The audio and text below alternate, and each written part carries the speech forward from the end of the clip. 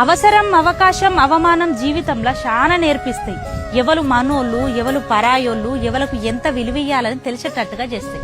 తగిలిన ప్రతి దెబ్బకు మందు నీ విజయం మాత్రమే కావాలి. కింద పడకుండా నడక నేర్చుకోలేము, దెబ్బ తినకుండా జీవితాన్ని గెలవలేము.